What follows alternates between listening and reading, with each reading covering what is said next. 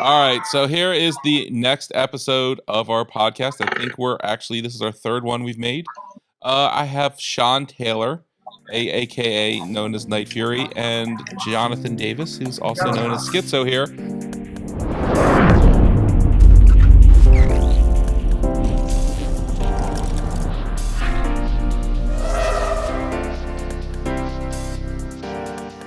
And we want to talk about, this new micro drone we've all been excited about that we're coming out with, and also the FAA stuff kind of came out right about the same time, and maybe this gives us some light at the end of the tunnel, even if the FAA does something and screws us all hope isn't lost.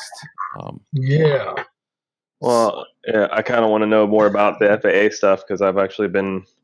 Okay. Well, I hear a little bit, but maybe you could recap because I know it's like an under 250 gram. People are freaking out about it. That's about all I know.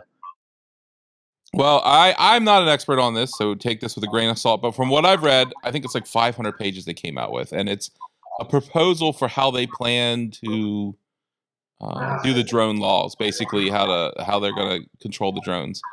And it breaks down to 3 different classes. And I don't know, Sean, have you looked into this stuff much yourself?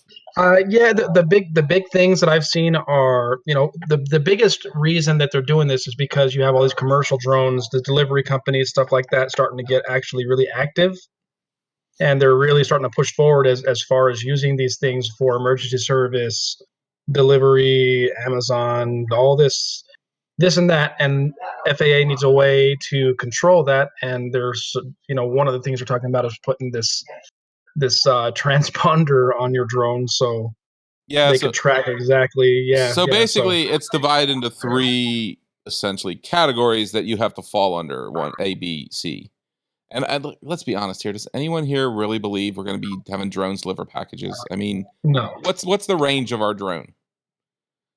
Right. It's not even going to make it. It's going to have to be small packages and probably in the inner city areas, if anything. Yeah, and it's so dangerous to fly through the inner cities. Like, I don't know. I don't really see that happening much. They've been talking about. I mean, Amazon's been talking about this for how long? I mean, yeah, because it gets people to buy their stock. Honestly, so it's all stupid. But so it falls into 3 categories. You got your first category is. You're basically at a designated flying field. So I'm assuming the AMA will get all their fields designated, and which isn't necessarily good for us because they're anti-drone in general. But if you're at one of these flying fields, then your drone doesn't need any transponders or location beacons or any of that stuff, right?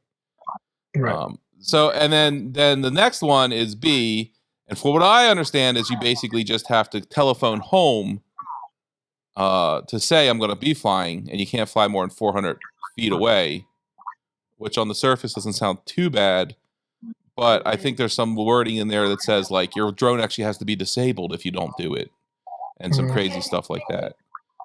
And then, which will obviously eliminate all the long range guys because the max you can go is 400 feet.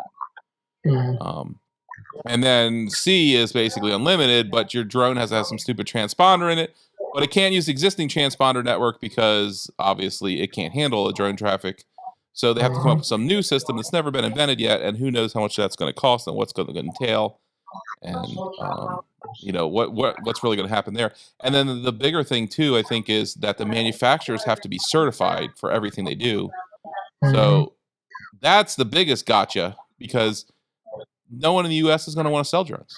It's all going to come from China. From literally just shut down all the businesses in the U.S.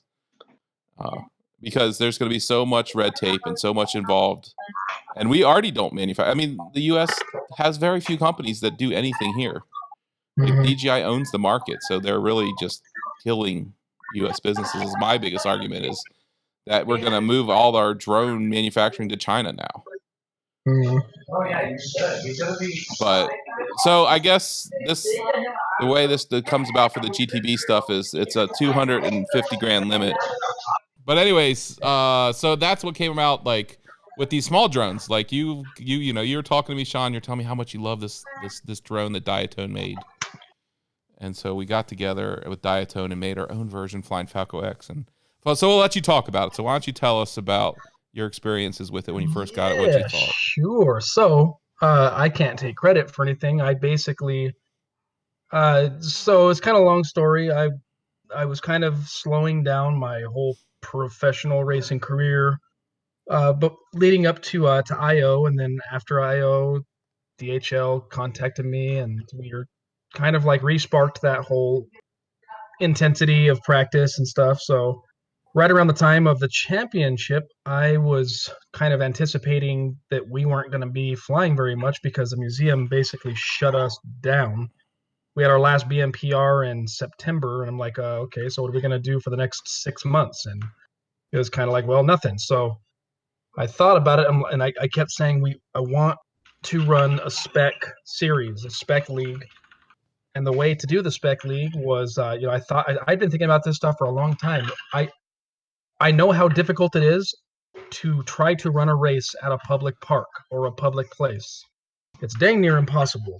Like, it's so loud when you get multiple drones up in the air. You can't control idiots with their loose dogs, or the people that magically know all the drone laws and how illegal it is for you to fly. Like, all that stuff is already annoying.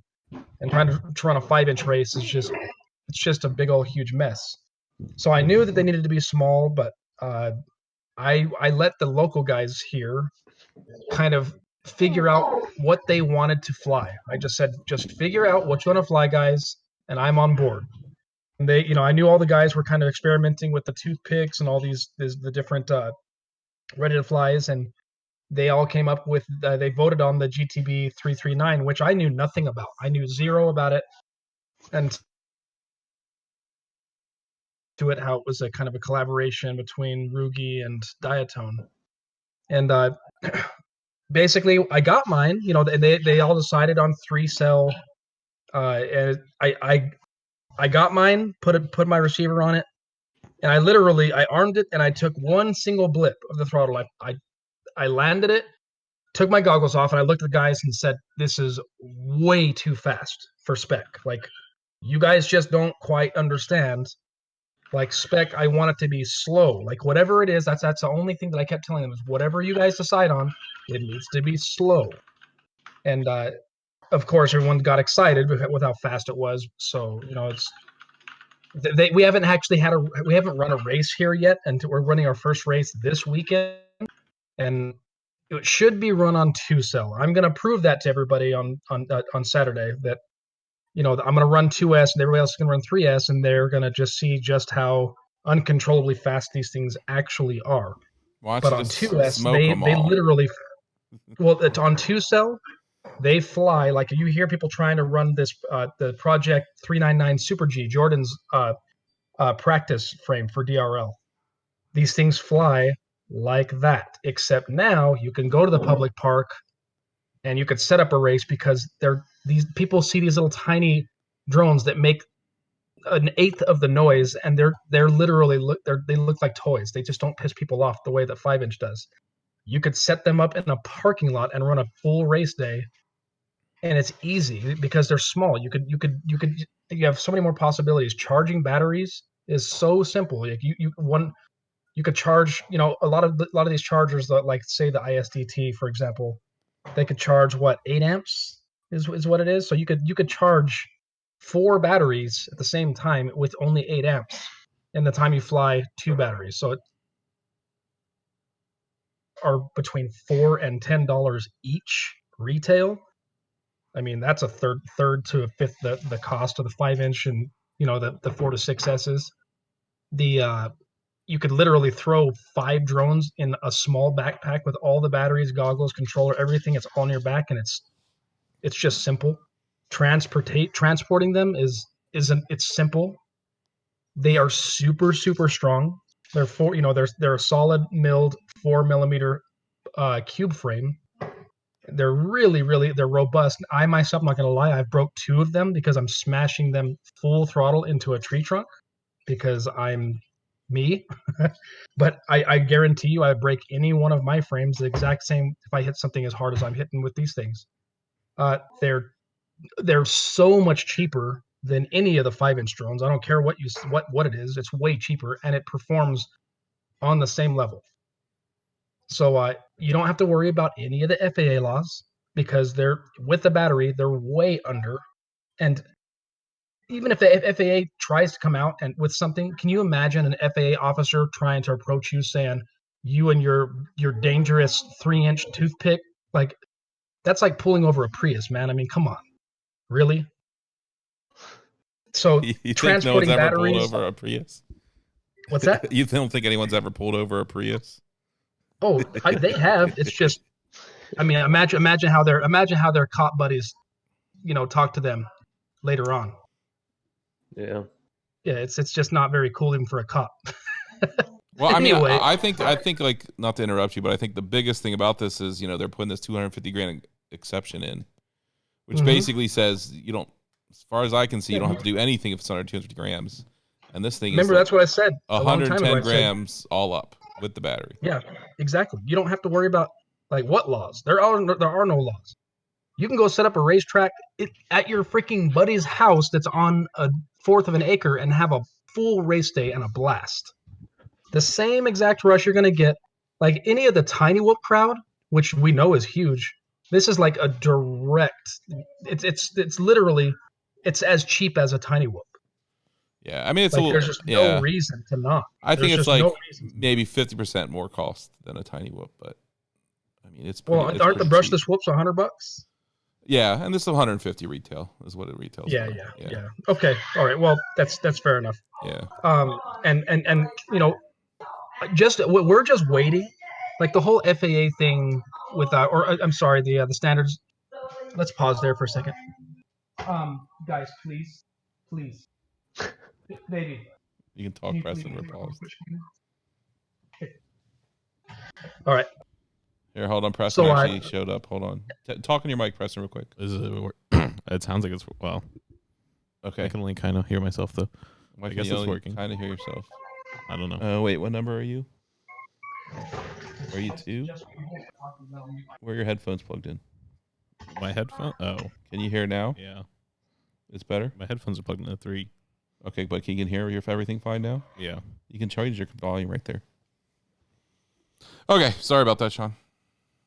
Cool. Yeah, no, so what I was getting at is we're one serious accident away, which is really easy to have. Of our batteries are supposed to be carry-on, like, and these racers, like what I've done in the past, will have 30 batteries, 40 batteries on us at a time, carry-on. Transporting these batteries, these little tiny 500 milliamp or 300 milliamp, whatever it is you're flying, like you can carry 8 batteries, and it's like they're like double A's. Like it's just the danger isn't near as serious. The danger of hitting people, like you can kill somebody with a 5-inch rig. Now you could hit somebody with these and they're going to be pissed. It could hurt, but it's not going to kill anybody. So there's just a lot of pros to these things compared to flying the bigger quads. Yeah, I mean, I don't disagree. I don't know. I think I think 5-inch isn't going to go away, but these are definitely a good substitution for them. They something I tried today. We took 3 18650s, the Sony cells. You know what those are? Like those the 18650 batteries. We you use those instead. Yeah, well, we used 3 of them, so it was like the quad was 220 grams with it. Yeah. But we used on a 2500 battery only 1,000 milliamp, and we were in the air for 10 minutes. So it'll easily do 20 minutes. So the long range, I mean, if you think about it, there's no real laws against long ranging these things either, right? So these can do the whole long range crap that everyone's doing as well. Because the ones we have, they have 400 milliwatt VTXs in them too. Mm-hmm. So I think it's a pretty... Yeah, I think it's definitely something good. So what do you think about freestyling these, John? Are you awake over there? I am.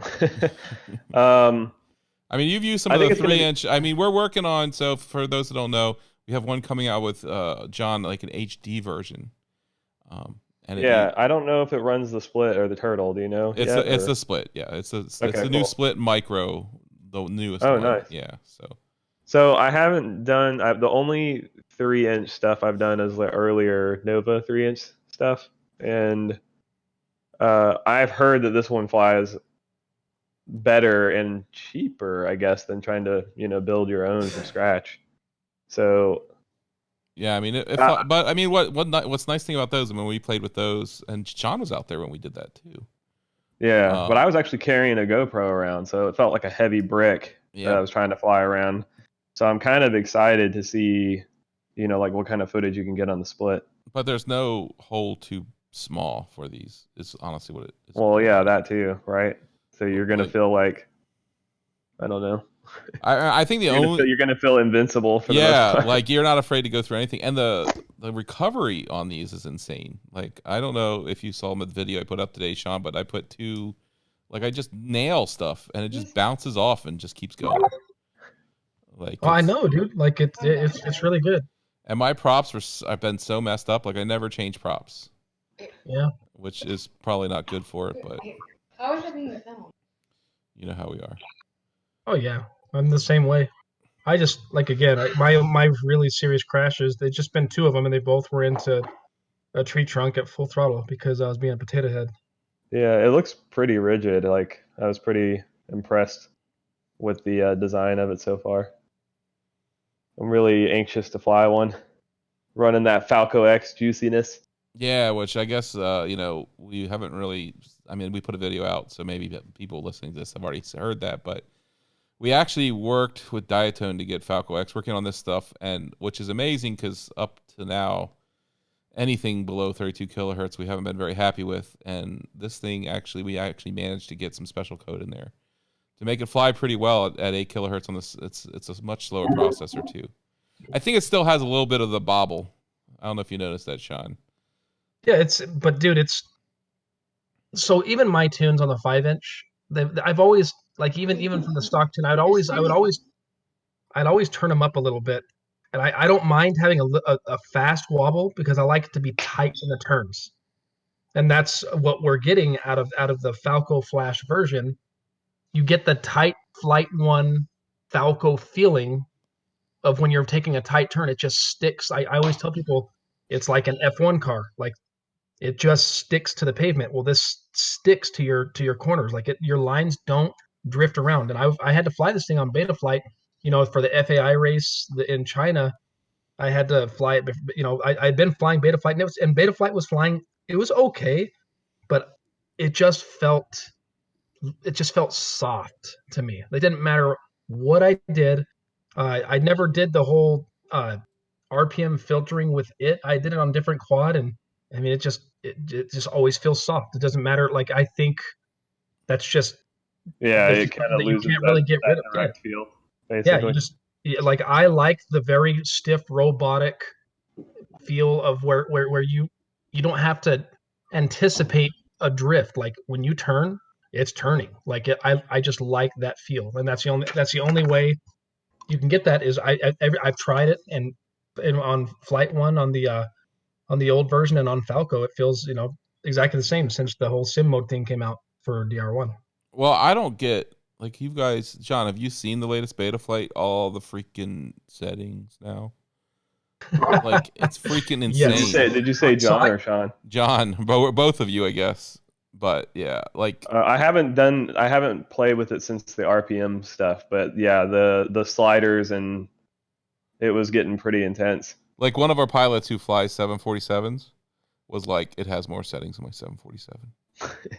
More tops. I wouldn't doubt it. I don't know. I just don't know why. I personally think we fly better, and we don't have to go through any of all that stuff people are going through. There's just so much stuff. Well, I did that the other day on I can't remember what thread it was. Not to deter, but it was something like, yeah, you turn RPM filters on and then do this, this, and this, and it feels okay. And it's like, I don't know. I just fly Falco X on default. Yeah.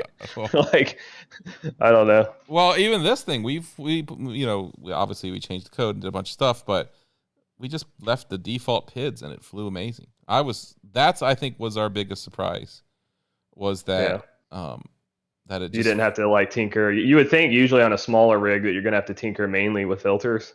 Yeah. But with our dynamic filter, I guess didn't need it. I mean, realistically, our dynamic filter, they're notch filters. I don't know if you can imagine it's like a block of cheese. It's like Swiss cheese when it's done. Like it's just taking out chunks is how their notch filters work. And it does that based on the RPM. It tries to decide what chunks to take out, which I personally think causes the bobble. Because you're removing data, right? Like that's data that's lost. Because there's no way to just remove, because you're removing everything at that frequency, really. I mean, and there's data, and it's the way data works is it's not truly at a certain frequency. You're not getting certain gyro results at a certain frequency. That's not how it works. It gets rid of some of the good with the bad, and so they're just Swiss cheesing. Basically all their data, and the way they're like, this is where we think most motor noise is, this range, and we're going to just remove it all. Well, and it's not even a range, it's like microscopically notchy. Like it's it's drilling a holes. It's just drilling lots of holes, and I think they have 64 notches or something like that. So what you're saying is when that bobble happens is where maybe a skipped bit, like where data precision is lost, essentially. Yeah, where there was something there it needed to react to, and it wasn't there, so it didn't react to it. So essentially the quad ignored it, and and I can see that in people's video.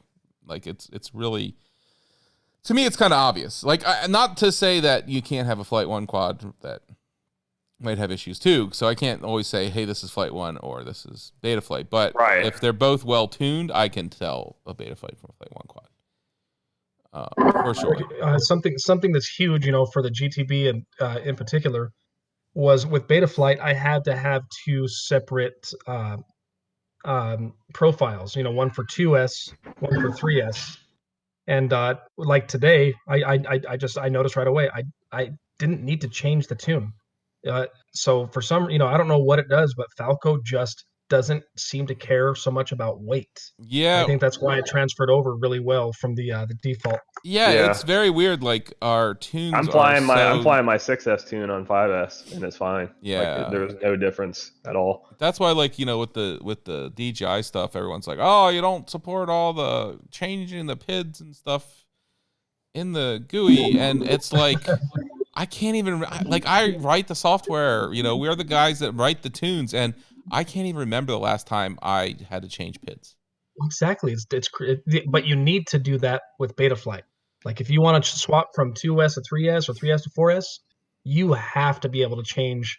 You have to turn the PIDs up, or you're just going to have a super boaty feel, or you're going to arm it, and that sucker's going to say blah, blah, blah, blah, blah to space until you disarm it. And I think that's the slower speeds more than anything, too, because if you think it's like... I was about to say, is that like a kilohertz thing, I would think? I think that has a lot to do with it because, like, think about it. If you're like a robot with a tennis racket and you can spin at, like, 10,000 RPM, you're going to hit the ball a lot more often than someone who only gets one swing. You know what I mean? Like... Yeah. Like, if he misses, he hits it with the next whack, and I think that's maybe part of it, where we have a lot of chances to adjust. Because really, the kilohertz equates to how many adjustments per second we're doing. So, like, they're running that, like, what now? 2 and 4 kilohertz, I think? Is there new hotness? Yeah, I'm not that sure. New hotness? Yeah. The good. And we're trying to go for 64 is our next step. What is the RPM filter doing then? Is that basically... So the RPM filter, essentially, it tries to figure out the vibration at what frequency it's at that the motors are creating and puts a notch filter there, essentially. But here's my argument about that, right? So all the notch filters are usually above like 300 hertz, more or less, right? And we use a low pass, which means under that. Isn't that where good data is, though? Still? No, not really. I mean, we use. Okay.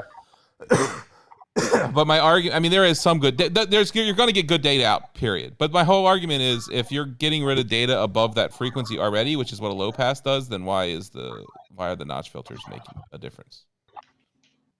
It doesn't. I don't know. There's a lot of things that don't make sense, but it's the hype right now. I mean, obviously people like it, but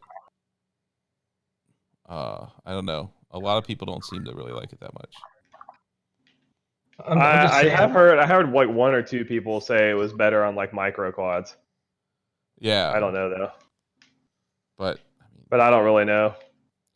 This we're flying also on micro quads, so I don't get it. That's what I mean with no special, right? Like you're just Yeah, I mean, we have the dynamic default filter right now. enabled, but yeah, I mean, yeah, it's just plain defaults. We haven't had to mess with anything. I don't know, Sean, have you even messed with the PIDs at all?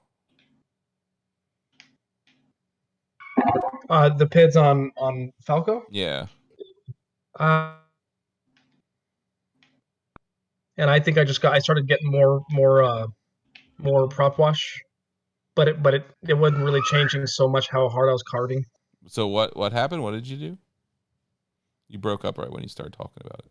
The P gains up more, the proportion. Oh, okay. So how much But did it didn't really affect the way it was flying all that much. Yeah, I think when we did the long range one today, I think we're definitely going to have to do a special tune for that. But I think it's like basically, I mean, we're literally hanging a battery on the bottom of it that's twice the weight of the quad. Yeah. So it's like a pendulum, I think, is what's happening. Yeah. So I don't know how perfect we're going to get it, but I think for long range, I mean, do people really care about that much? Okay. Maybe upstairs is best. Do you want to go upstairs? No, I'm fine in here. I'll just close the door. You can have Max on. Sorry, he guys. can be the drone expert. That's fine. No, we're good. I just moved rooms. You can invite Max. All right, there we go. Sorry about But that. I don't guys. know. So my son Preston's here as well. Why don't you say hello, Preston? Yeah. What is Hey, he everyone. lurking in the background? Yeah, he was. Hey, PG3, what you doing, man? Nothing much. So Preston's been flying it too. Like Preston, what do you think about it? Yeah, I mean, I like it a lot. I think it's definitely like, I mean, when we first started doing the 3 inches, I think we always had an idea of going to a lighter one in general. So I think it's just kind of what we always wanted, really. And so I don't know. It flies pretty well, I think. You don't really have to worry about hitting anything, which is kind of fun. You can really fly it wherever. Yeah, I mean, we were pretty much the first to push 3 inch, really. I mean, Sean, Yep. you remember that? Yep, the big deal, man. It was freaking awesome. Yeah, it got big for a little while, but then I don't know. We need to come up with a spec class and rules for this, and see if we can get a bunch of other states involved. Because right now, we have New Mexico and Tucson and Phoenix all on board with these. Nice. Also Texas, and I think the guys over in Tennessee. But I think we should come up with a format that is more. I think two things. So tell me what you think about this. I think if the heats were automatically arranged based on your speed, like how well, like your speeds. So like basically, like how many heats do you run, Sean? Do you run like 4 per heat? Yeah, we just run 4 up. And then how many people usually show up at like one of your races? 4. Really? Yeah. Well, It's terrible. It's terrible. They pissed me off. So what happened with the balloon museum? Is that gone now? Well, because I had 8 people show up. 4 of them were from out of state, and 2 of the other 4 were me and Tang. I had 2 of my local jokers show up. That was it. That's crazy. And the museum just kind of said, okay, well, we're done trying to put effort into you guys because you don't come fly. Well, and I think So- that's what's going to make this better, too, is, I don't know. Like, no one wants to go out there and get their ass kicked by some egotistical asshole. I know. Like, that's really what turns people off, I think. Like, I agree. and this will kind of So- balance it more.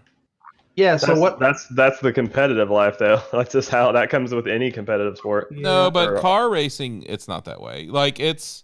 And this You, is... This, whatever. this is what I was going to say. So here's what I think it should work. So, like, let's say... Have you we usually have you ever seen Talladega Nights? No. I'm talking about, like, RC car racing.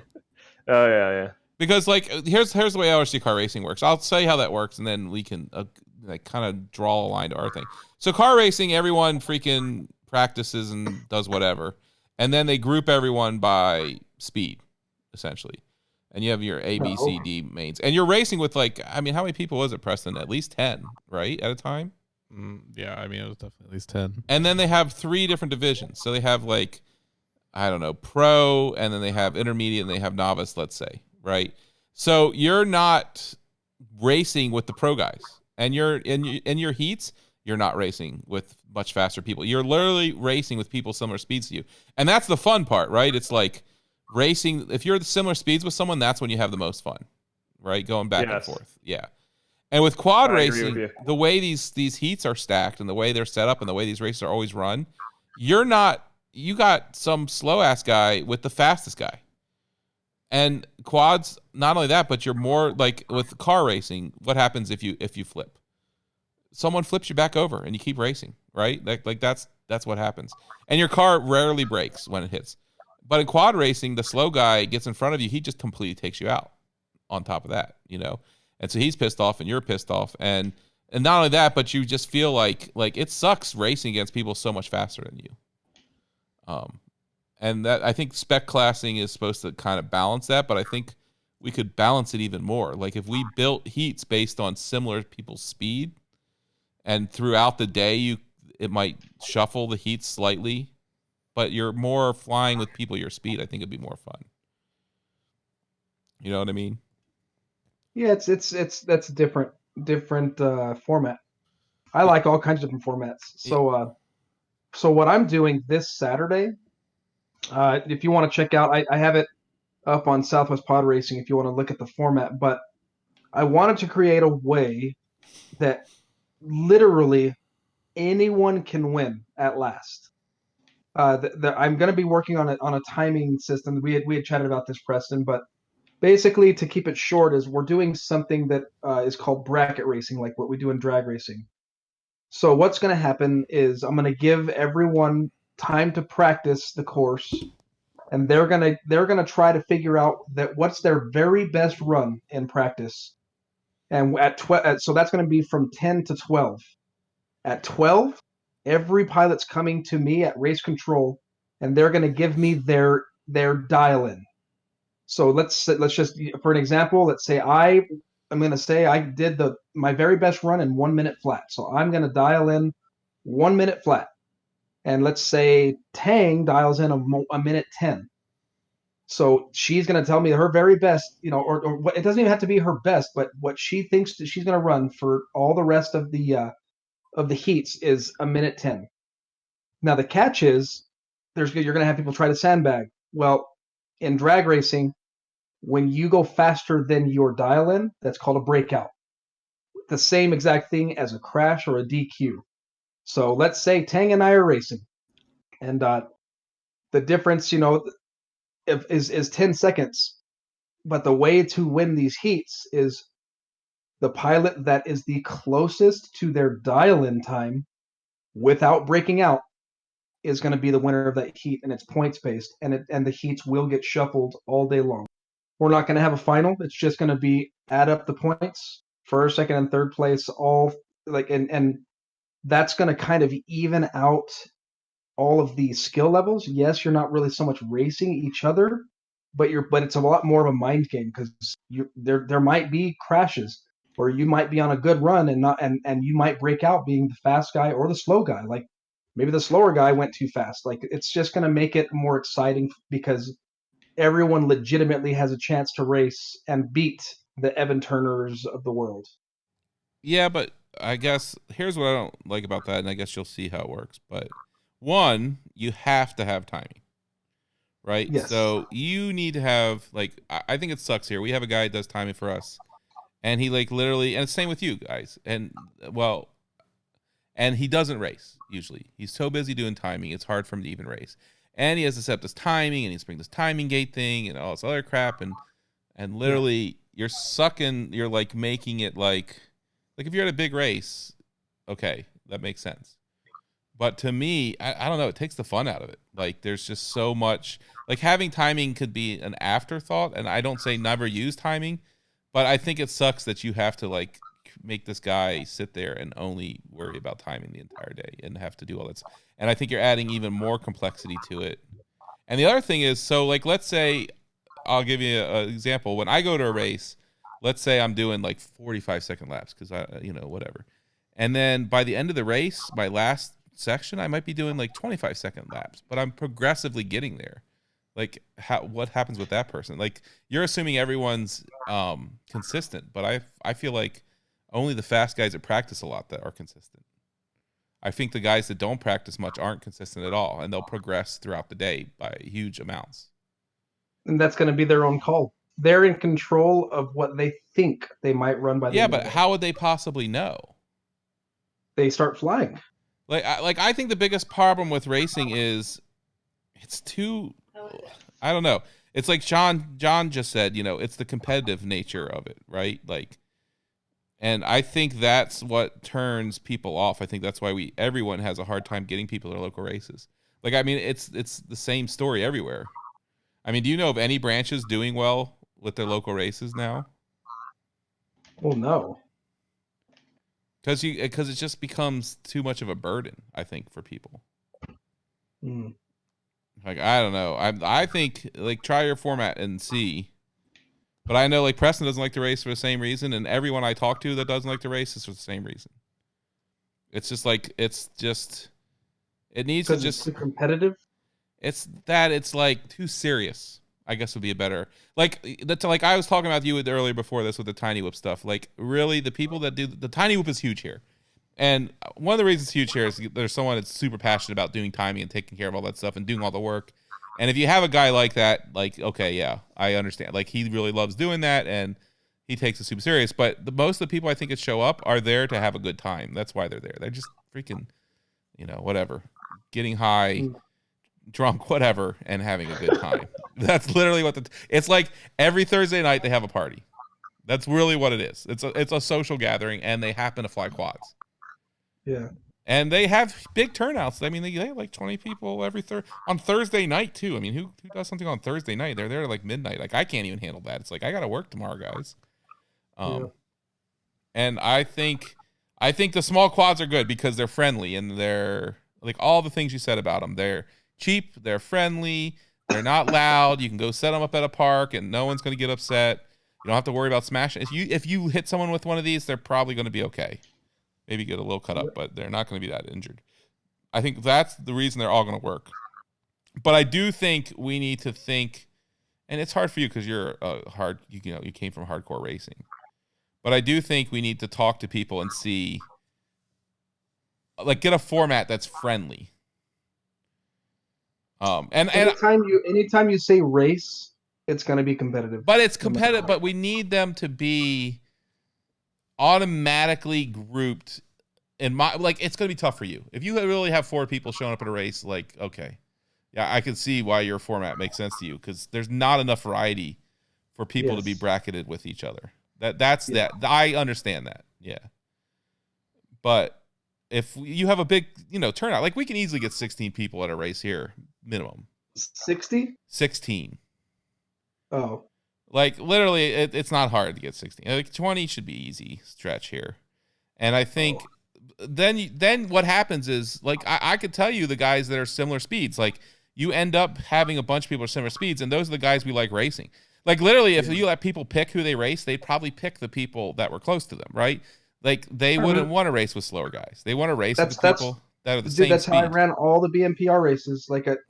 I would do, it would be, obviously because I know who the people are, I would group them together anyway, but for the first half of the day, they would be that, and then I would reshuffle to put the like times all together. Yeah, I think that is the ticket.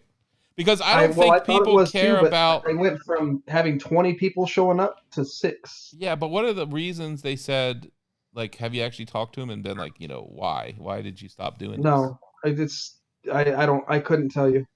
I couldn't tell you. Yeah, why. I don't know. Maybe you're not the guy to ask them. Maybe they need someone. If you're the guy setting it up, maybe you need someone else. But I don't know. I think in Albuquerque, there's not a whole lot of people there, really. And your weather. But so here's my point was, we did a little fun get together because we started to say we said we're going to start doing Spec Saturdays. So we just kind of posted up saying, all right, let's bring these GTVs out. Dude, we had 13 people show up to a park in the corner with 5 gates and had a blast. Yeah, because I think that's the format that works. It's just getting out there and having a good time with your buddies with a bunch of... we just would say race band 246 going up. Didn't matter. There was no race. Well, the races we ran here that were big, basically me and my wife ran them, and that's basically we just were all right, here's the new heats. Now get up there. We didn't even run timing at all. It was points based. It was first was like, remember DR1? It was that system pretty much. Yeah. Where I don't remember what was DR1, like 10 points for first and whatever points for second, third, fourth, whatever. Yeah, I think so. Yeah, and then we just watched them, they cross the line. And then it wasn't so obvious. I think the other thing I don't like about timing, and when I used to do car racing, this was that way, is like, you don't see this with drag racing. And drag racing's over in 10 seconds, right? Yeah. So, like, what? Your car's 10.2 seconds, and another car's 10.3 seconds. Like, you don't feel like you got your ass kicked, really. Yeah. But road racing, you're out there for 20 minutes, right? So you go up there and you look and you were like, Jesus, man, that guy's doing 25-second laps and I'm doing 45-second laps. I'm so slow. Why am I even doing this? Yeah. And that's the way it is with quads. Like, I know why people quit. I watch it. I watch their progression. They get in it. They think they're going to be fast. They think they're going to be awesome at this. They think it's going to be great. And then like 3 to 6 months later, they haven't gotten anywhere close to the fastest guys. Right, Preston? Yeah. Isn't that what always happens? Yeah, I mean. And then they're like, they're like this, so they'll sell their shit and get out of it. They're like, I'm never going to be that fast. Yep. That's a lot of freaking pressure. And I don't know. I think with car racing, like me and Preston didn't want to leave novice. Like, because novice was fun. But, I mean, the problem was we kept getting first and second in a class of 100 people. And, like, they're like, nope, you're a pro. Mm-hmm.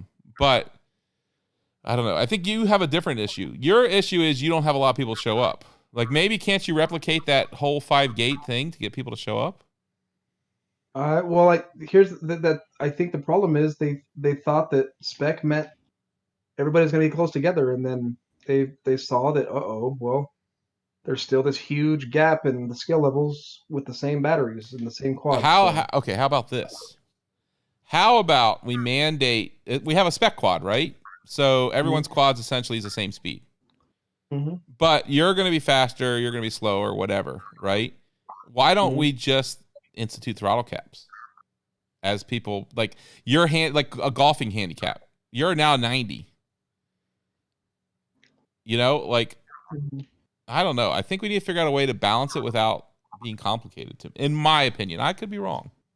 Well, that's all I'm doing. That's why the Spec is 3S and I just run 2S. Yeah, but I mean, it'd be nice if we could have like your handicap could be an 87. You know what I'm saying? Like you could literally get dialed into where everyone's super close, I would think. Yeah, but the thing is, man, like what we're, no matter what, I personally probably have more stick time than everybody combined.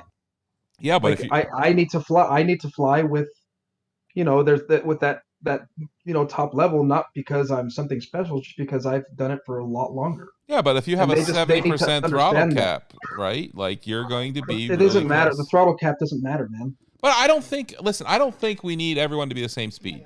I don't think that's the answer because we're never going to have everyone the same speed. We need people to be flying with people that they feel are similar speeds to them. Because I have the most fun when I'm out there flying with people similar to me. Exactly. Like it's no fun, and I guess the biggest issue here is we need people to show up for races. Well, the thing is, I think that when it comes to racing, like that's what we're talking about is racing. I people are egotistical and they want to win, and when they can't win or they don't win, they just don't want to show up anymore. I don't know. I feel like I don't know. Do you ever play golf, Sean? No. Okay, so with golf is so big because it's more you feel like you're playing yourself, right? So you're competitive, right? But you don't have to beat everyone. It's not like you have to be the best person on the golf course. You feel good if either you got a really good shot or you did really well or you beat one guy. And I feel like with drone racing, a lot of people are that way too. Like they don't have to beat everyone. They just don't have to have it thrown in their face that they lost. Dude, I'm with you. I thought the same thing, but I don't know why these people don't show up. I don't know. I think we need to ask them. I've tried so many formats. Sean Taylor juice. Oh, dude, it's I stopped flying at my races. I just you're just kind of running it, managing it, and it just doesn't really matter. I don't know. I honestly don't know what it is. Like I've been trying to I'm really in this. Like this GTB is like my fun time now with drone racing. I'm done with the grind. I am so over trying to race these kids. Like I know what it takes, and I don't have 12 hours a day every day to commit to practice destroying gear. I'm done. I'm over it, man. I'm just.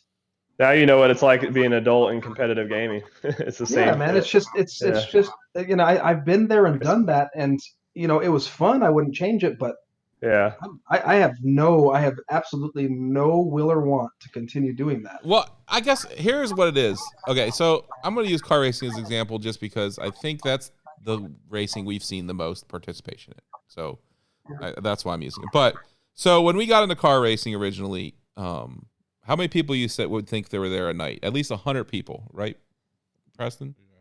I have no idea, but probably. But okay, so just on a normal, I don't remember what night it was. Was it Friday night? Maybe Saturday night? 100 people would show up, right? And everyone, they had 2 tracks going. They had an 8th scale and a 10th scale.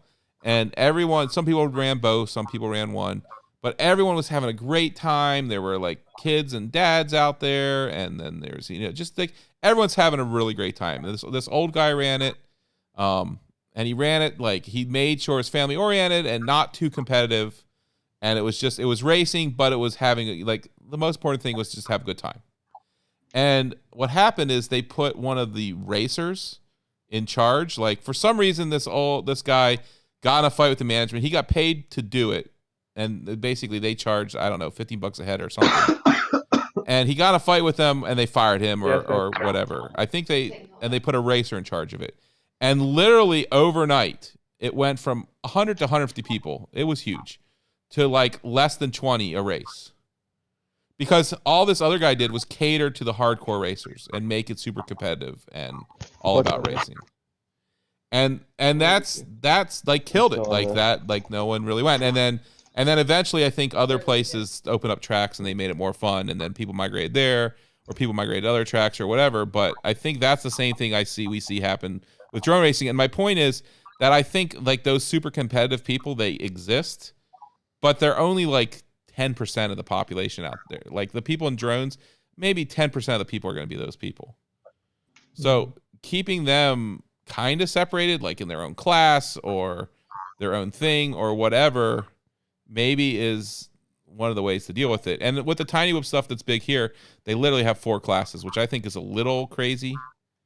But I think their 4 classes are basically emulating what I'm saying. Like we can auto group people, but I guess it makes people feel like they won the enthusiast class, or they won the novice class, or whatever. You know what I mean? And that's what they're doing here is they're like dividing them up, and each class usually has 4 people in it or 5 people. Yeah, we've done the same thing. I mean, it's all, again, like formats and stuff. I'm down for anything. I've tried everything though, and but I can't see. I think you're running into maybe you just don't have enough people there. But I mean, I don't know. Maybe the cheap quads will get people into it. Yeah, I hope so. We'll see this Saturday. Maybe, I have 6 people signed up right now. Yeah, I don't know. I mean, maybe we need a cheap package too. We need to be like, here's a cheap radio, cheap goggles, cheap quad. Yeah, get into it. Do you guys have hobby shops? These guys already have them. They have everything. They just don't show up. Yeah, I don't know. I don't know what the formula is. What do you think, John? You gonna start racing? No. I'm kind of on the same boat with Sean Taylor. It's too much time. I don't think he thinks it's too much time. Well, no.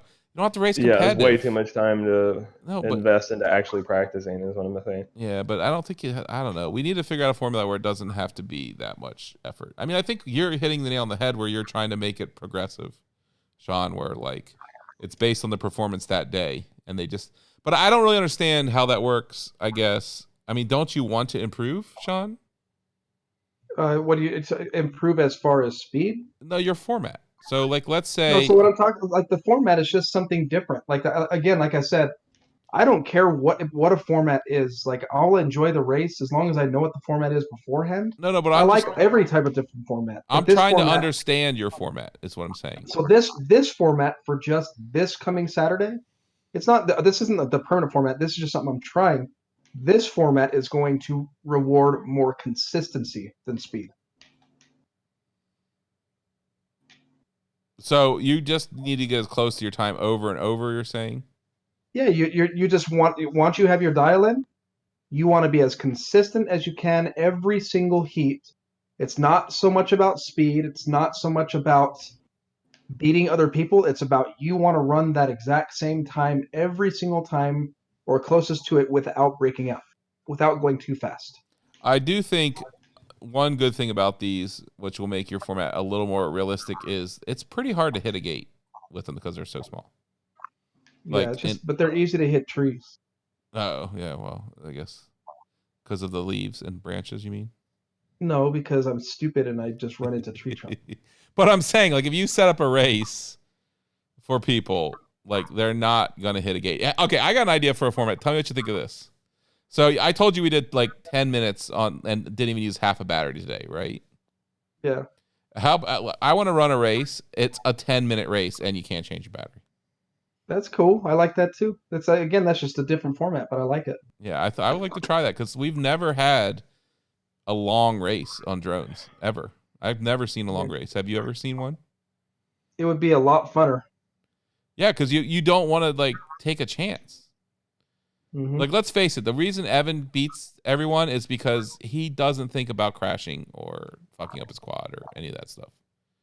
He's just completely on the edge. That's one reason. And he's just freaking talented to no end and works his butt off. Yeah, but I'm saying, like, if he had the mentality he doesn't want to crash, he wouldn't be that fast, is what I'm saying. Yeah, but that's how all the kids are, all the top level. Yeah, well, I'm saying, yeah. They fly with no, they don't care if they crash. But if you're in a 10-minute... I used to be like that, but now I'm like, I don't want to work on nothing. I don't want to crash. Yeah, but if you're in a 10-minute race, you can't have that mentality, right? Yeah, exactly. It's just, again, I love any type of format. I like different stuff. So I think it'd be super fun. Well, geez, you're hard to argue with when you don't argue. No, man, I might have argued when I was just hardcore. I want to drone nationals world championship. But now I'm like, anything new, anything that I could get out and fly and have fun with people who want to fly, then shoot, sign me up. Well, I hope everyone shows up on Saturday so you have a good race. Well, they better, because I ordered 3 freaking medals of gold, silver, and bronze medal. It cost me $10. Holy moly, that's big money. No. One of the guys here actually said they need prizes to show up because it's not worth coming out to race if they don't get prizes. I have prizes. Shoot, it's a medal, man. I was wear like, that sucker around to the mall. I didn't know we need to do all the work to set up a race and do everything and pay people to show up for a race. No, you just get them a medal because medals bring all the I don't know. Isn't that like bling? Yeah, I think the problem here is no one felt like they ever have a chance of winning. Like they're like, oh, okay, well, we know who's going to be first, second, or third, so why even try? Preston, let me ask you a question. You think you're pretty consistent? No, I think I steadily progress. Oh. I think the longer I'm out there, the faster I go. What's that? But you've always bragged to me about how you're consistent. You don't crash. Well, I don't crash. I don't. But like when we did qualifying, I don't know if you saw, but every time out there, I gained 3 seconds. So if you do that, why don't you anticipate that and put that as a dial-in? Well, I'm just saying, Preston, you could show up to my race Saturday, and we could race all day, and you could win. I know I could, but I'd have to think really hard. Exactly. And I don't want to think. I want to go have a good time. You have to be smart, not just fast. I think we should penalize crashing big time. Well, whenever you have a dial-in. No, but that's why I liked the point. That's why I like the DR1 system. But it's points. Yeah, this is points based. Every single heat is point based. Well, I'm not saying your format won't be fun or won't work. Don't get me wrong. I'm just saying that it requires someone for sure to run timing. But all I'm using is my IRC puck with my phone. It's sitting next to me. All I do is I put race band 2, 4, 6, and 8, and I just push start and then stop, and I'm like, oh. The winner of this heat is race band 2, and then second is race band 4, and race band 6 you broke out 0 points. So it's simple. So well, let me know how it goes. But we need to sit down and come out with a good format. Yeah, I'm not having to use lifetime and do the whole thing. I think we need I think we need to make an iPhone app for everything, and then just have the iPhone app. I've been asking you to make an app to shuffle heats since last year. Yeah, it's on our list. Well, we were going to do stuff with multi-GP, but... Hey, I just remember that I was throwing a fit. When I got the GTB, I remember I tagged you saying, it sure would be nice to have Falco on this GTB, and you did it. So I'm very thankful for you and Preston. Yeah, well, you're lucky we were already working with Diatone at that point. Yeah, so. that's cool. Yeah, I like Diatone. They're a bunch of good guys. I definitely like Diatone. Yeah, I hung out with them in China. Yeah, In their booth. Who was in China with you? Was the owner there, or just Carl? It was Carl and Tina. Okay, yeah. Yeah, the owner only speaks Chinese, but he's cool. Yeah. And then maybe he was there. I don't know. But yeah, they were cool to hang out with for sure. I think they do good work. Yeah. You know, they shoot for the price that you can get these things for, man. Like I can't build it for the price. Yeah, I got to be honest with you. They don't charge enough. Is I think their biggest. They use really good components, man. Yeah, well, but the problem is, I mean, and that's going to be the problem. Like, Diatone is kind of part of the issue, which because they're so cheap, like they don't want to make much. Like they're just trying to flood the market. You know what I mean? Well, they're winning with the GTB. Yeah, but I mean, I don't know. I think we can, but that's the Betaflight curse, right? Because the only thing you can compete with Betaflight is price. Like, what can you do different on a flight controller now? Because they're all copying each other. So what can you do different?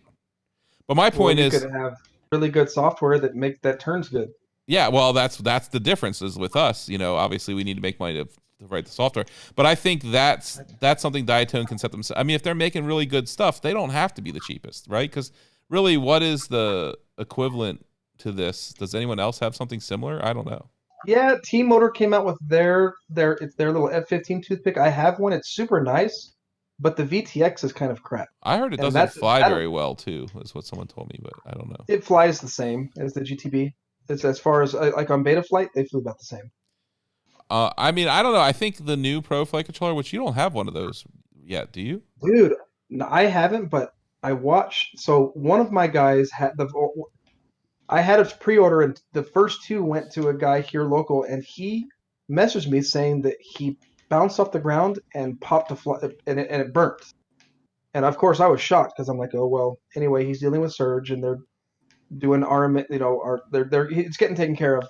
But today, I was flying another course with my buddy Ian, and he had an all-in-one, and dude, sure enough, like he hit a tree, and he kind of turtle moded out of it, took back off, and while he was flying, it flipped out of control. It burned. I think you're confusing. So do you have all-in-ones in yours right now or no? No, I use the stack. Okay, so listen. So here's where you're confused. They had your stack. Okay, that was, let's call that generation 1. Yeah. Then they had an all-in-one, which is generation 2. Yes. Okay. The ones we have are generation 3. Way better flight controller. Okay. Gotcha. So the ones we have, the generation 2, we blew up one right away too. I agree.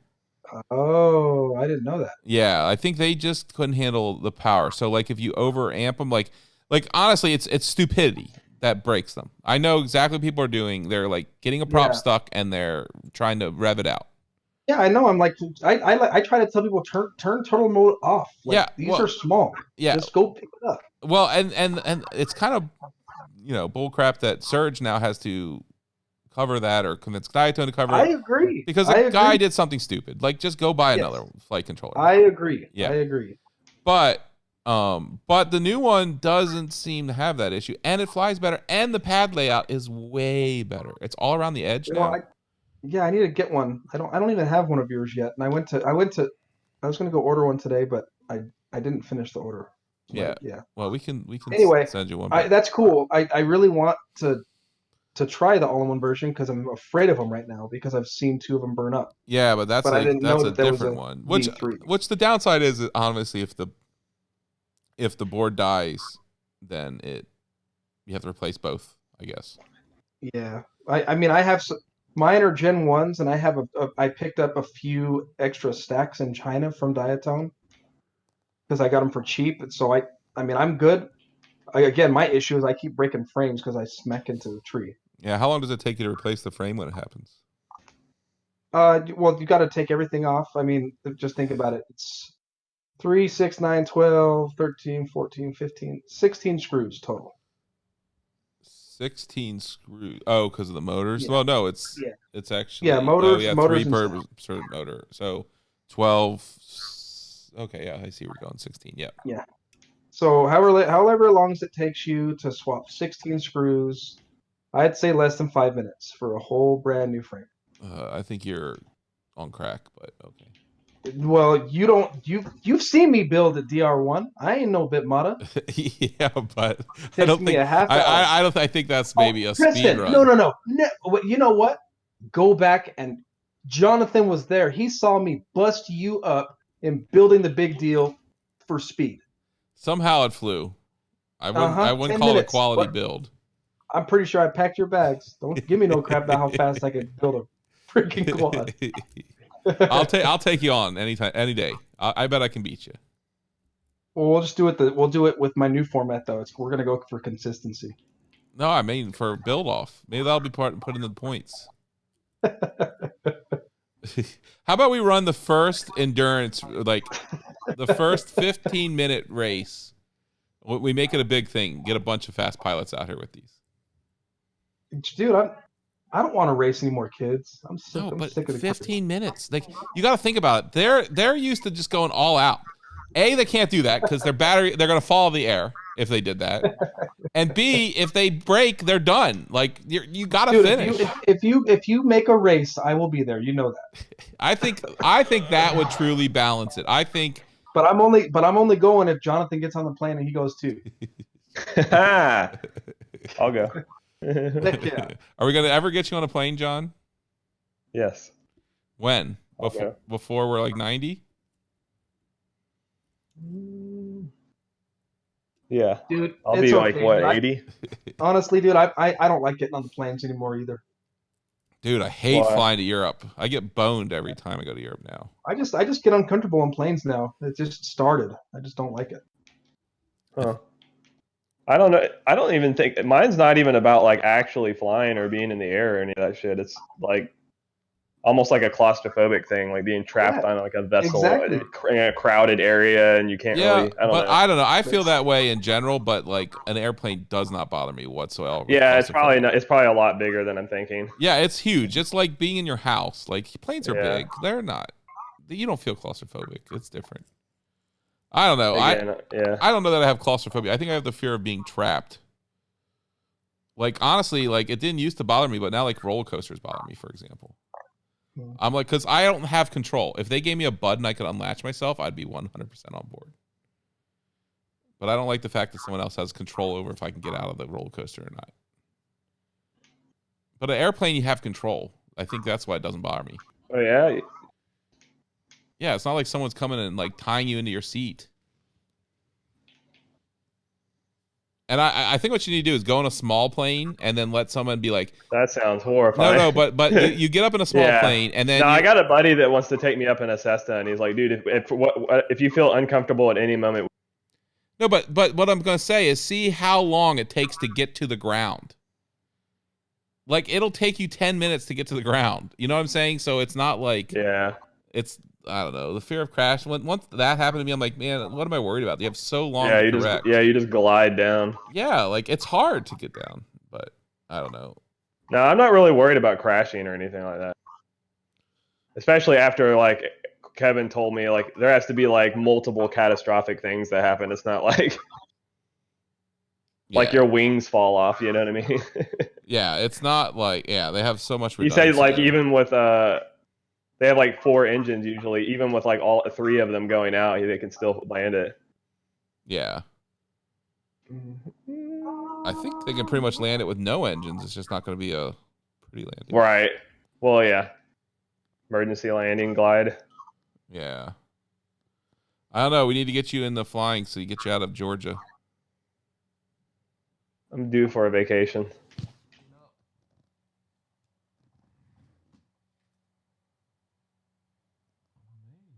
Hey, Sean, you got any more cool cars yet anymore? Or do you have like a Prius now since you mentioned it?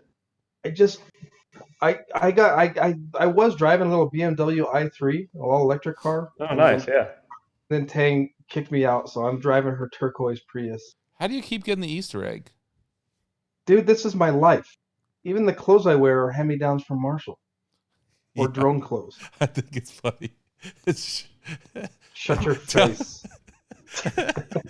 I think you should tell everyone about that because that's the funniest thing I've ever heard. What? The fact that your wife goes through your clothes and then sold the clothes. She sells my stuff or throws it away.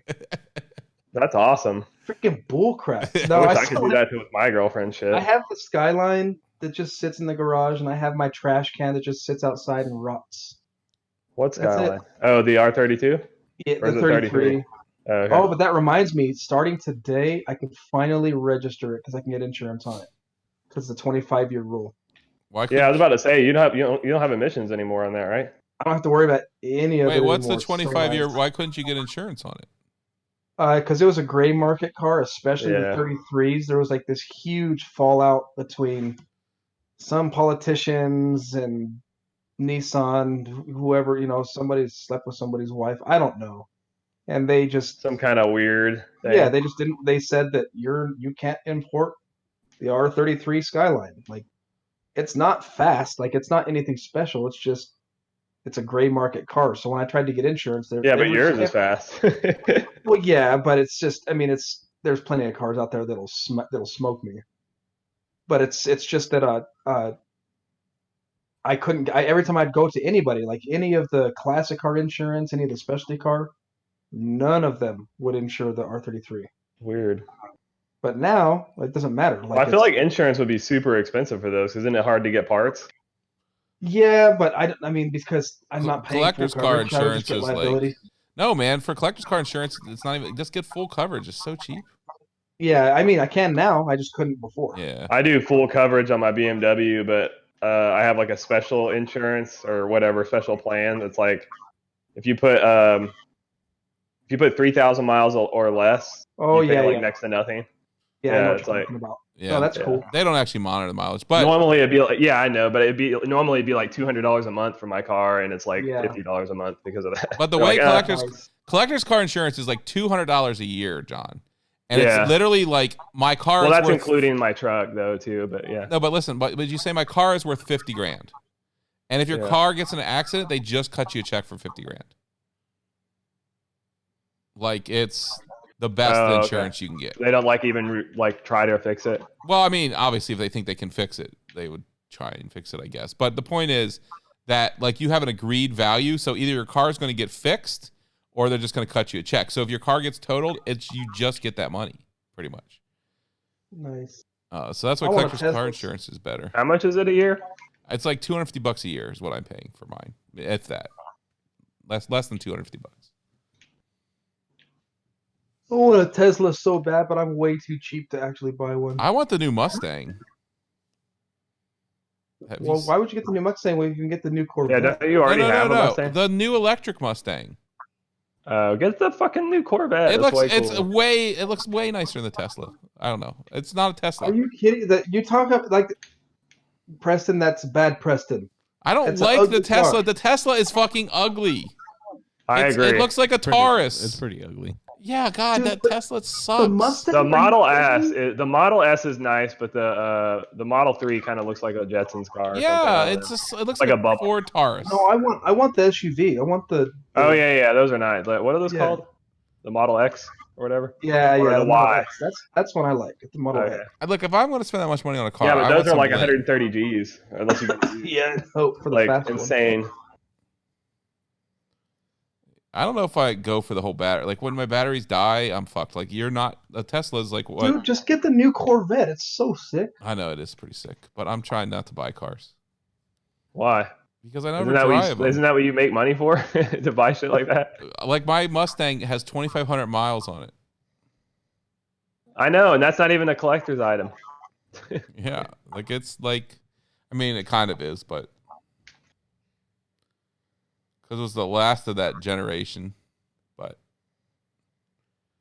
it's actually still worth a decent amount compared to what I paid for it.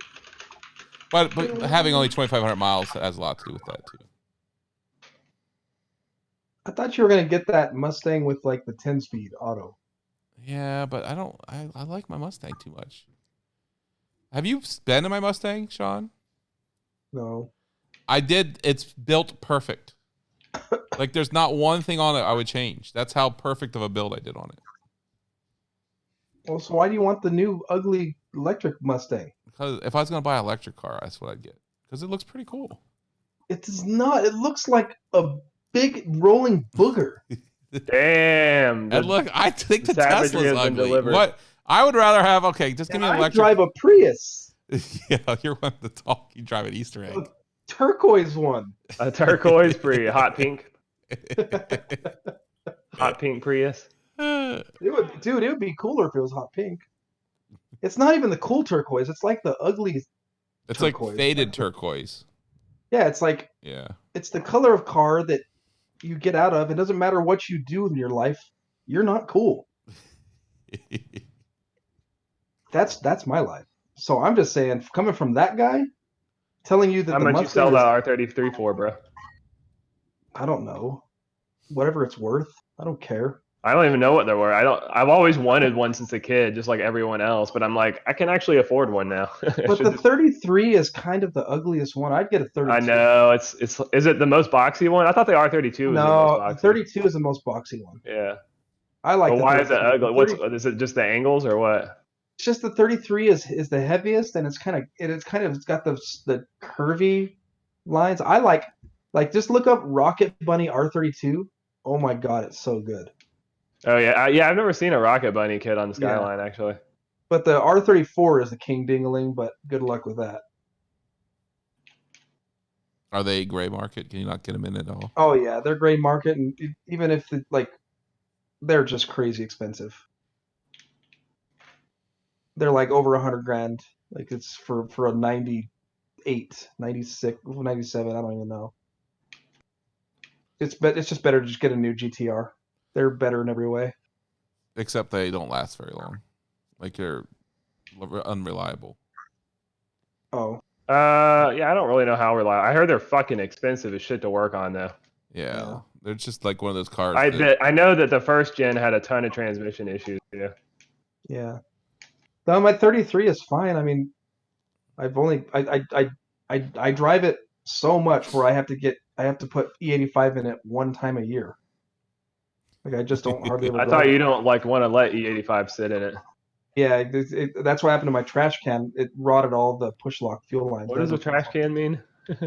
It's a 70 twin turbo Nova with an LSX. Oh, okay, cool. So it's got a sump tank and an external pump, Magna fuel pump, but it's just A trash can. E85. Oh, just Google it. If you're on your computer, just Google I feel like I've seen something about it. Okay. But if you yeah, Google twin turbo trash can, it'll come up on Speed Society and stuff. It's terrible. It's a trash can. I don't know. I know I'm old. It's got heated seats in the summer and cooled seats in the winters, so it's kind of nice. nice, man. Yeah, you'll get tetanus sitting there. Does it got heat in the summer? Yeah, Nice. really hot. Like you'll sweat your crap off. All natural. Oh yeah. You could almost see out of the windshield, dude. I've just gotten to the point where it's like too much work to drive my sports cars. Nah. I love the i3. That's so the i3 I think is the world's best kept electric car secret. You know, it's all carbon fiber monobody. Yeah, they look really cool too. Dude, they're so here's the thing. They're Way freaking cooler than quick. Tesla. They're quick, dude. They're 40 to 70 is faster than the M4. Really? Yeah, it's insane. Like the torque. I don't really know much about them. I just seen them. I've seen a couple of them. I'm like, that's really cool. Dude, just try and they're. I mean, new they're over 50 grand, but we got ours for like 18 grand with 15,000 miles. Yeah, that's why I'm like it's a no brainer. Like it's really nice, and because it's so light, it's not slow. It's not as fast as the Tesla, but it's not slow. Yeah. Dude, just trade your Easter egg and on another i3. I really want to, but I'm afraid my wife will hit me if I do. I'm kind of like since the knee injury, I can't protect myself that good. I already drive a turquoise Prius, and to get my butt kicked by my wife like in a physical fight, that's just really probably going to do it for me. Just never let go of Max. She won't hit you while you're on him. Be like, not in front of the child. No, I just honestly I just don't really care so much about cars. I'm good just driving the Prius. That's honestly where But if I get the bug, I'll trade it and get something. But I just don't really. It's just not a priority. Yeah, I don't know. When I look back at how much money I've wasted on cars too, it's like, Yeah. What was I thinking? It's easy to get carried away. Like with people cars. think they're wasting yeah, money on. you waste money, but it's fun. Yeah, So, but like, people think they waste money on quads. They have no idea. Oh, I know. Like I could have definitely, if I got all the money back from the cars, I would have bought this house twice over, probably at least. Yeah, like it's just doesn't. Yeah, it's a waste of money. Yep. Well, it's not really so much a waste of money if you have the spare income. It's just another hobby. It's just an expensive one. I mean, it's just you don't realize it. It's really easy to spend the money because it's not like you're just going to the Ferrari dealer and buying a Ferrari. Like you're every week you're spending money on your car and you don't realize that it just adds up. Especially with a race car. Yeah. Them bastards break all the time. Yeah, mine were really reliable until it went into a wall. But tires are what killed me in the race car. You ain't got no race car. Yeah, I got 3 race cars. You got a Mustang. That ain't a race car. Yeah. That's what you want to race? I'll tell you what. I'll race you for pinks. That's like one step up from race me for what? How many people you can hit? I'll race you for pinks. Hey! let's race for pinks. I'm just playing. I like Mustangs. I bet I'd have a new BMW in no time. There's one thing, Sean, you've never been on a Mustang either, huh? No. It breaks. I've had my fair share of turbo. He's had plenty of beastly cars. Yeah. I don't know about track ready cars though. I mean, it's a little different. But yeah, it's a mine different. Were all just quarter mile. Yeah, I don't like quarter mile. I like being on a track. Our only track in New Mexico is Sandia, and it's terrible. Yeah, we have tons of tracks here, and I actually have one across the street from my house, so it was pretty. Yeah, that's different. Yeah. And the track we have across the street from my house is like one of the nicest in the nation. It was built just for doing. I bet. I bet it's really cool out there because you guys probably have a lot of cool I don't know, topography you can see in the background. You know what I mean? Oh yeah, it's all backed by mountains and stuff. Yeah, but not like you're looking. I mean, you're looking at the road. Freak, no, that's how I freaking flipped my 600 the week before the fire academy. I ran. The only thing cool about the tracks here is there's a lot of elevation stuff. Yo, your tracks are old there, so they're not. No, the one we go to is 3 years old. Oh, like a road course? Yeah, it's a newer one. It's not Road Atlanta. That one is actually old. Yeah, but like, is yours made so like you can't kill yourself, or does it have walls? It does not have walls. Yeah, like our track across the street from I don't want walls. I do not want to go into a wall. Yeah, like literally the tracks like Road America, like you're going into a blind corner, around the corner, straight into a wall. No, that's absolutely horrible. That's like things nightmares are made of. Yeah, and that's the thing. When we fly quads, we don't fly like that. Like we don't fly like you're gonna die if you do something wrong. And that's why I think a longer race would get rid of that. Like you couldn't fly that way anymore. I'm kind of curious what Evan would do in a long race. He'd probably just win. We need to get him out there. All right. Well, I guess we've been shooting the shit long enough, but yeah, man, that was fun. I can't wait to get mine. You guys should get yours, not you, but the audience listening. Yeah. So we'll announce John's in the next few days too. Yeah, buddy. You excited, John? Yeah. You gonna do some awesome videos, flying through some slot machines. Slot machines. for if you don't know, Sean. I mean, I definitely could. We have a large warehouse.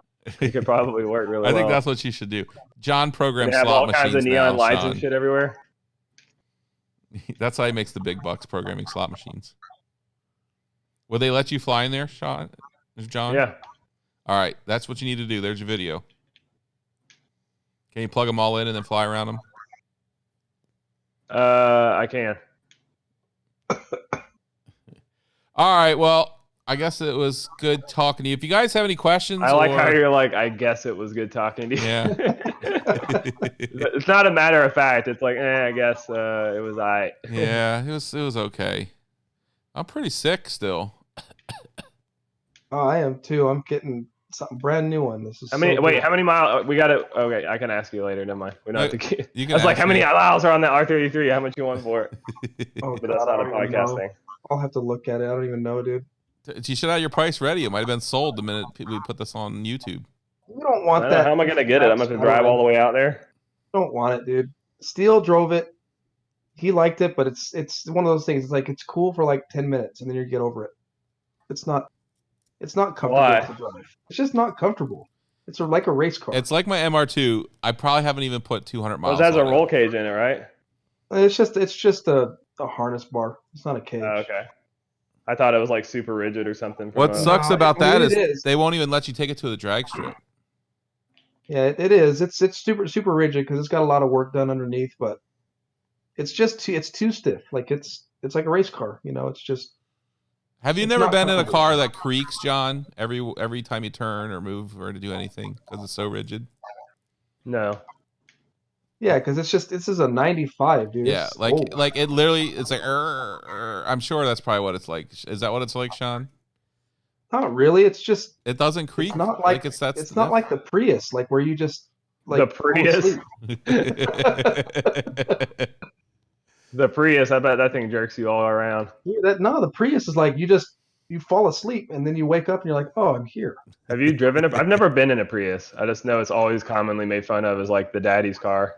It's just Oh, shit. it's a just think of your life as the most boring version in the Rick and Morty multiverse. That's what it's like driving a Prius. Nice. The most boring car that you could possibly imagine. That's a Prius. I thought like yoga instructors drove them. But like I could pin it at like I'm letting it eat everywhere I go, doing like 80, 90 passing cars. I and can never get attest pulled for over. that. He was pretty much going 80 miles an hour through a school zone when I was trying to follow him once. I don't ever get pulled Wait, over. I just realized this. The i3, isn't that the car that was like 50 grand new, but now sells Yeah. for like 15 because it tanked him? I Because can't of remember what? why it tanked in price. Why it just Dude, all BMWs, all the luxury BMWs just dropped crazy in price. Like after a few years, it's crazy. Like the M3, the 335i, 135, like all of them, them suckers are expensive when they're new, and then they drop like a third of the price within a few years. huh? It's crazy, and this is no different. Like my exact car was like 56 grand, the sticker price, and that was in 2016. That's insane, bro. I should get I've a used never i3. You should understood. drive one. You should drive one because it's actually really, really nice. I've never understood Sounds why like it. BMWs were so expensive. I mean, I think I don't know. Every time I've looked at them, I've never. Dude, have you seen how much they stomp Mustangs? Not at all. Not mine. I'm just kidding. I don't even drive my Mustang. I'm gonna tell you the truth. I never really cared. Like I've never liked BMW, but I love like as far as a daily driver, I've had a lot of cars. Nothing touches the i3. I'll drive over your i3 in my 3500. Drive over it. So, do you remember I could when put you it in the tried to back of the race? truck. Preston, tell John what happened when me and you raced. When you raced the i3 in your turbo dually. I'm Tell him what pretty happened. sure I won. Oh, bull crap! I'm pretty sure one of those times I won. You never won. I mean, One, let's pretty see. sure one of those times I won. I don't You know. didn't just get beat. You got stomped. I'd have to ask Andrea. She can. She'll tell you. She'll be like, yeah, you lost. She's probably yelling at me not to race you the whole time, and I probably wasn't racing you. You just thought you were racing me. I remember Preston brought his big dually over here and did a launch in it. It was pretty funny. John was probably on the phone with me while I wasn't racing you, and you thought you were racing me. No, you remember. I remember what you said was, you beat me, but I think that you said you think that the Ford will beat me. Oh, the Ford probably would. Yeah. Yeah. What for? Are we talking about the mythical stick shift electrical Mustang?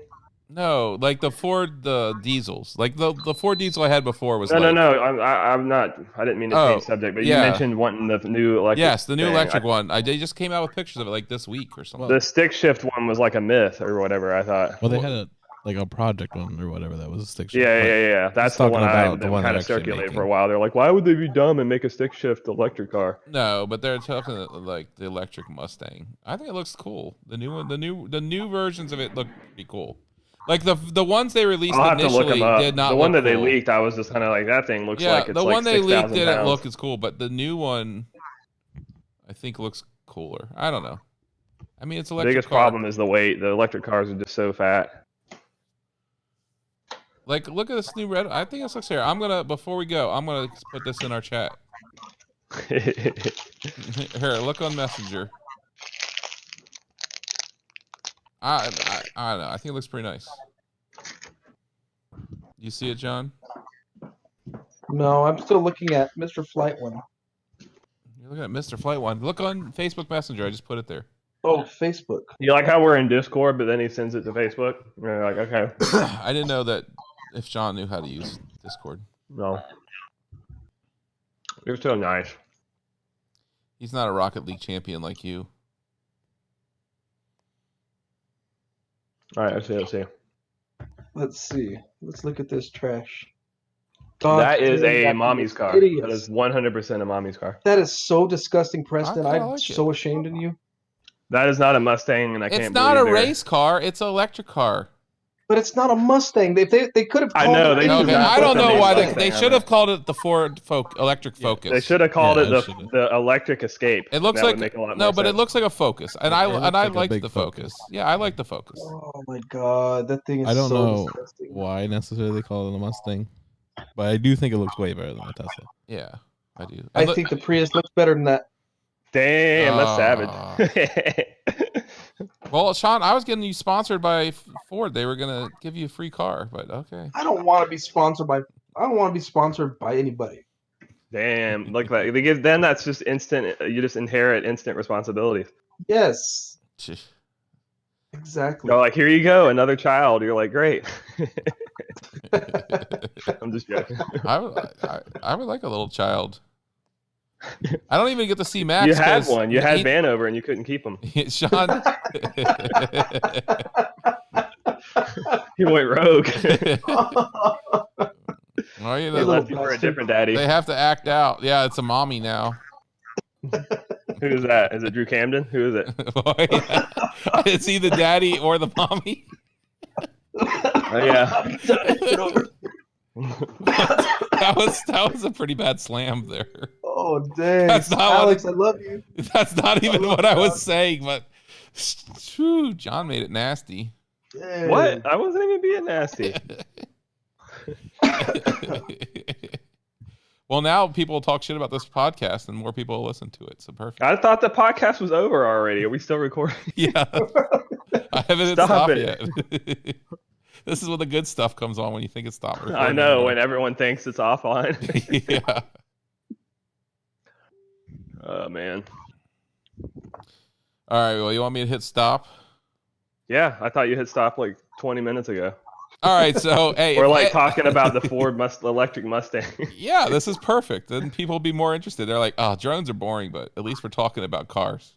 Guys, check out the GTV 339 on Falco. Oh my god, it's so good. And if you guys have any suggestions for race formats or like have any ideas why people aren't racing or how we can Please get tell me that's not the more way cars participation. are going. God. John's on his own planet. I'm sorry, the new Mustang looks like every other car on the road and in the parking lots. I told you, it's terrible. It's so gross. I don't want an All right, electric sorry. car, period, unless it's a Lamborghini. I'll take the electric. Actually, I will take an i8 if we're going to talk about BMWs. That's what I thought he was talking about originally when he said the i3. Yeah. I thought he was No. talking about the one with like the Lambo door. No, Things are sick. that's way too nice for me. I will Yeah. gladly accept I didn't an know that. And I i8. was like, Sean's, pretty high roller. He's got all kinds of cars over there. I was figured the i8's just another drop in the bucket. No, that's no. No. I mean, getting a Supra and building it is not cheap. These i3s are super cheap. I told you. How much did you put in that Supra? $100,000? Well, I was kind of sponsored, so I didn't pay for a lot. Oh, so you got some of it? Okay. Yeah, but still, even getting like a Supra in a decent shape is expensive. I traded my 2003 Terminator Cobra straight across for it. I would have done that 100%. Yeah, bone stock Supra. Damn. Okay. Yeah. So I just lucked out. I honestly just lucked out, and all the other Supras. I like how you owned them like at the you same had time. every like teenager's dream car, basically. Everyone's dream is to have a Supra or a Skyline, especially built. Not mine. Right.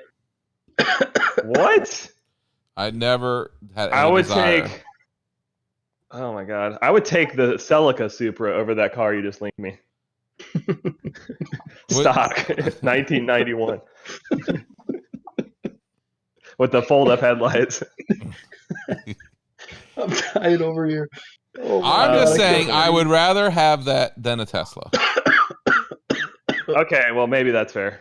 It depends though. The Model S is pretty slick, but I don't know. I mean, it's just boring on the outside. Like, look at a Tesla. Yeah. Come on. They had like years and years of. Well, the Roadster looks pretty cool though. The one that's No, still the not Roadster out. looks cool. I'd take that one. Yeah. But I And mean, that's also- like literally, we drive past Teslas on the street, and I don't even realize they're Teslas. Like, everyone has a Tesla here now.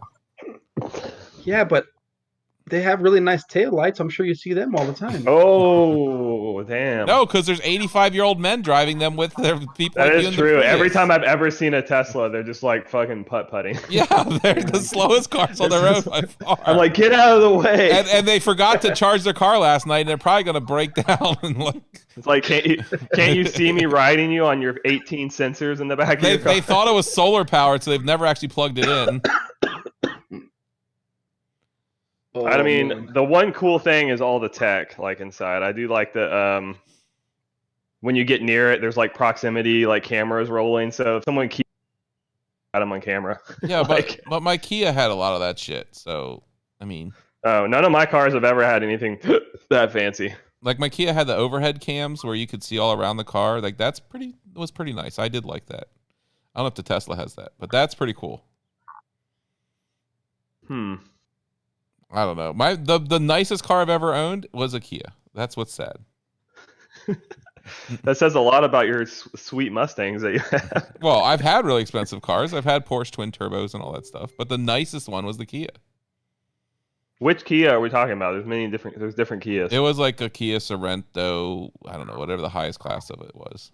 Oh, It was my wife's car, really. It wasn't my car, but it was like That's cool. when we went shopping for it, we looked at Mercedes, we looked at BMW, and we looked at Kia, and we're like, you get less, but you pay more with all those other cars. So that's why we got the Kia. okay. Because it was so much nicer in the Kia than the other ones. But BMWs have never impressed me inside. They're always the chintziest to me. Mine's Savage. The least I don't know what you're talking luxurious. about. But they're not as, I don't know, as luxurious. I mean, I don't know. Maybe they are now. I haven't seen yours. I can't. No, I agree with you. I don't know. I mean, the seats and everything are super nice in mine, but the dashboard is pretty much the same as like the last, 2 generations. Yeah, I mean, they just like, I don't know. They just look chintzy inside. Like But everyone, mine has like mine's carbon fiber and Alcantara and all that stuff though. but like inside. everyone complained the Corvettes were cheap inside, right? Like that's everyone's always been their complaint. They're cheap inside. Well, But- they spent more of the time on the body and the engine. But yeah, so, but you didn't yeah. pay that much for it, right? Like you're That is literally true, yeah. paying $40,000 for this freaking exotic car. Like no one wants you to spend I've the never money. seen a Corvette for $40,000 unless That's- it's cheap. No, and I used. paid for $38,000 brand new for one of my Corvettes. That must have been a long time ago. That 'cause was most of them, my like even the baseline 2007 Stingrays are Corvette was expensive. $38,000. I don't know. The one I turned into a race car. I've never seen any under like 58. No, they're not expensive. They've never been expensive. The Z06 was expensive, but the base models weren't. No, I'm talking about. Look it up, dude. Look up the base trim line Stingray, like in 2019. Yeah, they're more expensive 58. now. I'm talking about because things tend to get more expensive as time goes on. Grandpa, I know, but you're still I had a hot comparing dog it. and a movie for 25 cents. Okay, But yeah, well, we're still comparing the same thing. We're comparing the newer Corvette, which also sells the same thing. no, It has because I cheap body think panels Corvettes on the have inside. lost their way on the current stuff. They aren't the cheap sports car Like the people don't buy them. But they are on the inside though. They still have the cheap interior and stuff. Right. But my point was. But it's still a $60,000 car at this point. But it's a $6,000 supercar, right? True. Yeah. True. So it has the performance of a supercar though. Yeah, it beats any supercar. Like it doesn't just have the performance. It's faster. Let's be honest. There's no supercar faster than the new Corvette right now. The GTR. No, it's not. Yeah, it is. No, it's not. We had this argument. I showed you the evidence. I showed you all the numbers. It wasn't faster. I don't know. It's definitely faster 0 to 60. You want to bet it for? You want to bet for? It's like the new Corvette's like 2 point something seconds, and it may be faster because it's all-wheel drive 0 to 60. No, it's not. 0 to 60 doesn't matter. Anyways, 0 to 60 is like not. I mean, anything I useful. agree with you. I think like track times and cornering and all that stuff is, but 0 to 60 is still pretty fun on the road. That's why I wish I had a Tesla. Have you gone 0 to 60 in 2.3 seconds? I mean, I've been in Teslas before, so yeah. It literally cracks your back, like breaks your head. It is uncomfortable, but I feel like it wouldn't be if you were doing it. If you're in the passenger seat, I don't drive my Mustang right now because I'm less than 3 seconds 0 to 60, and it hurt. Every time I go to show it off to someone, I hurt myself. Like I literally come out of the car in pain. And that's from only going in a straight line. That's not even going. If I hit a corner, like I'll hit a corner at like 80, that really hurts. like you got to understand, like you're not going to go that fast. You think Sean's going 0 to 60 in 2 point something seconds in his i3? Like, what is your 0 to 60, Sean? In the Prius, like no, in the i3, like 14 minutes. The i3 0 to 60, I bet, is like in the 4-second range, right? No, actually, it's 0 to 60 is pretty slow. It's like 5.5 seconds. But it's 60 foot's probably like gnarly. But my point is, it's the 40 to 70 is where it's. But my point is, it feels fun though, right, Sean? Like, you know what I'm saying? Yeah, probably fun. Just you don't need 2 point whatever seconds. You're never gonna go that fast. It hurts. Like, and not only that, but you can't really do it on the street. You'll spin out. Okay, I have a not question. If you have all-wheel drive and gyros, my dude. I have a serious question. Like, how are these people getting 60 frames per second on Facebook when they upload their videos? I'm looking at it. They show 50 frames per second? Dude, yes. Like it's playing at 60 FPS. And I'm like, what the hell? Like, how do they do that? I figure you guys would know. I don't post videos to Facebook. I don't think John does either, do you? Yeah, he's posted some. Are you using a computer to post it? Oh yeah, that is maybe if you upload it with a phone versus a computer or something. I don't know. Okay, I was just curious. If you I've never done 60 FPS. I always film in 30. Yeah, in 4K or 2.7. Yeah. It says it's based on your Facebook following if they let you do it or not. It's what? Based on your Facebook following if they let you do it or not. Facebook following. So that means me and John could probably upload 60 FPS, but Sean, you can't. Why not, Sean? Because he doesn't have the same following we have. What? That sounds really weird. I really don't. They're like, dude, I make a They're like, oh, we just checked your Facebook status. You only have 5K followers, 30 FPS for you. It's like, what? Well, 5K is the max, but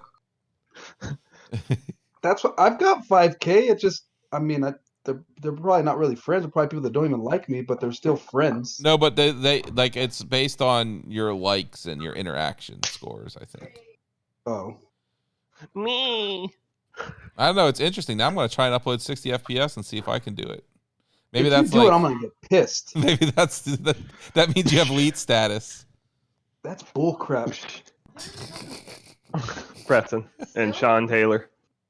Oh, He's going to give me his R33, he said, I'll Google it later. for a small fee. You can't afford to buy anything. I can't. I'm broke. This is true. What? Yeah. Stay off my tuna salad. Like Tang was joking with me saying, Stay off my bread. I didn't use music that I could. What's it called? Copyright free music. Yeah. She got mad because I only make on my best videos I make like $1.50. Dude, you have the worst music in some of your videos. I think Facebook puts you like on the ban list. Here's for the problem. Here's the problem. I do not care about copywritten music anymore because I just don't make enough money off views. So I'd rather just like pick a good song. Like I think I'm the only racer that uploads like hardcore rap. Yeah, that's what I'm saying. Like I can't even watch it. Like, what do you got? Some NWA over there? No, like he uploaded a video the other day, and everyone I talked to was like, I can't listen to this. I can't watch it. Are you dying over there? What's going on? Oh man, I got the sickness. Oh shit. Okay. Ugh. No, oh my god, it's so bad. What was it? Oh, I can't help it if I grew up in the ghetto. What group is it? It was so bad. What video was it? Is it Sean? A-Ball and MJG? It was like just 2 Eminem. weeks ago. It was an Eminem remix. Oh, well, Oh, everyone knows and loves some Eminem. I know. I love. Maybe I'll eat some peanut butter M&Ms. Not everybody likes country. Well, I'm included in that. Okay, I was gonna say. I was like, I hope Preston doesn't like country. Yeah, like you're listening to hardcore rap over there, John. I've never really listened to like super gangster rap. Yeah. But I mean, I've done a little bit, but I like stuff like Outkast, Tribe Called Quest, like old school shit, Warren G. Stuff. Yeah. I'm just saying, like, I just don't, like, I really don't care. If I find something that has a good beat, I'll use it. That's right. It's got to have the energy. It's got to match the video. Dude, a good beat. It didn't have a good beat. It had. Dang, what song was it by Eminem? I gotta understand this. I don't even remember. Did I even upload it to YouTube or was it Facebook, Preston? It was was it YouTube? I think it was YouTube. It might have been YouTube. I don't know. I don't know. Utes. The problem is you got to have non-offensive music. So that Or you could be provocative. includes country. You gotta have fuck the police, fuck them. It was like that, but mix it with heavy metal. I don't remember. It was hard. That sounds great. Oh yeah, the first beginning of the song was like F bomb, F bomb, F bomb, F bomb. Like that's how it started. Like we're like this that's is awesome. so family friendly. Like that's I forgot that's what it was. It was like I have heard though when you do began. have like YouTube does scan your content for like cuss words and it can like flag it and make it like less likely to be viewed and whatnot. They definitely do that. And I think they demonetize for cuss words too. So like you automatically can't get money. I for sure didn't get monetized. Yeah, it's Eminem. You definitely fucked on that anyway. Yeah. But hey, I make a cool like $12 a video. Damn, you rich. Yeah. You can buy like what, an SD card now? I might need one.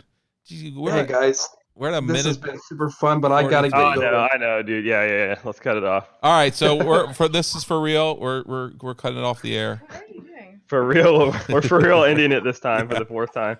But yeah, comment, like, subscribe, download. Let us know what you think. And I think we're out. So you want to tell them goodbye, John and Sean? Wait, what did you say? I said tell them all goodbye so I can hit stop. Oh, goodbye, everyone. Thanks for tuning in. Go buy my sweet freestyle drone so I don't have to eat crackers. and with Cheese Whiz. I can't even afford real cheese. I think Cheese Whiz is probably more expensive. I know. It's pretty tasty. Anyway, that's not the point. All right, Sean. Good talking to you again, buddy. I'll see you R33 tomorrow. Sounds good, dude. All right, cool. Cool, guys. All right, bye. Later, guys.